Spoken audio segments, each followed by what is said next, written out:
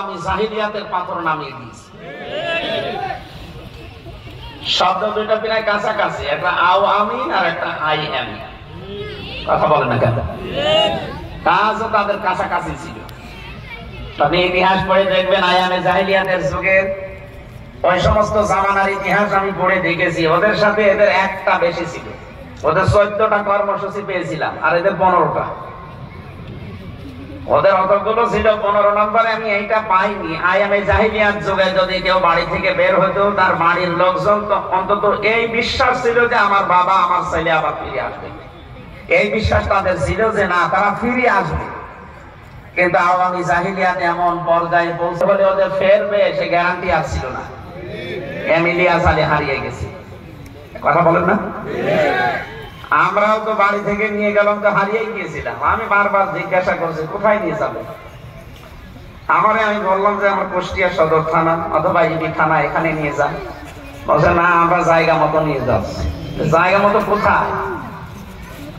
পরবর্তীতে মামলা যখন চলে দেখলাম নাম দিয়েছে আমাকে নাকি চোরহাঁস থেকে তুলে নিয়ে গেছে। ওরা ডাহা মিথ্যা কথা না বলেন, নিয়ে আসলো আমার হালসার বাড়ি থেকে।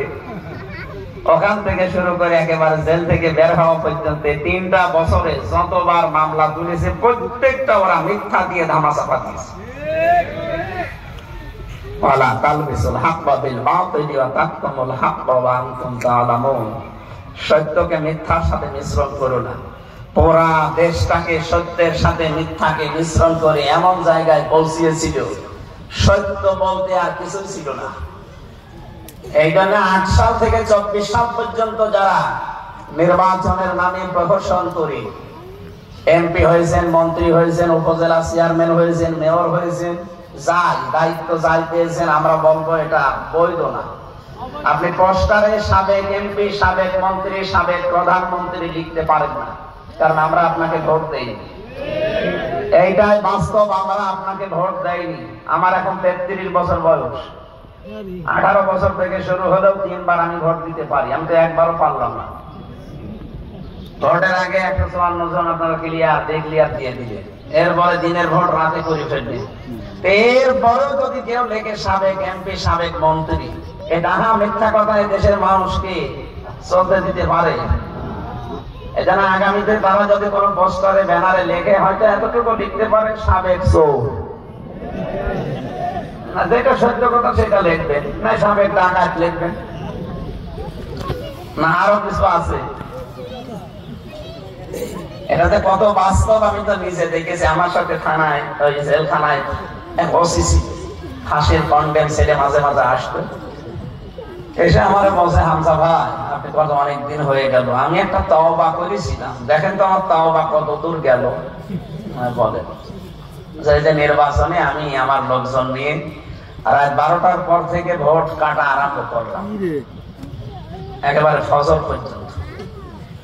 বাক্স ভর্তি করে জায়গা মতো পাঠিয়ে দিলাম। আমি পবিত্র হওয়ার জন্য গোসল করলাম, ওযু করার পরে 2 রাকাত নফল নামাজ পড়লাম, পড়ে বললাম আস্তাগফিরুল্লাহ। আমার তওবা কি হয়েছে? কিসের তওবা করেন আপনি? আপনি কি আল্লাহর কাছে অপরাধ করেছেন যে আস্তাগফিরুল্লাহ পড়েন? আপনি তো অপরাধ করেছেন হামজার কাছে। একটা এমপি বানাতে 3.5 থেকে 4 লাখ হামজার বউ লাগে নাকি? লাগে না? তাই আপনি সবাইটা একবারে দিয়ে বলছেন যে আমি আস্তাগফিরুল্লাহ। তাই আপনি অপরাধ করলেন হামজার কাছে আর তার পরিবারের কাছে, আর মাফ চাচ্ছেন আল্লাহর কাছে। মাফ চাওয়া তওবা করার নিয়মটা এটা না। তওবা করার নিয়ম হচ্ছে অপরাধ যার কাছে স্বীকার করবে তার কাছে, এটা প্রথম নিয়ম।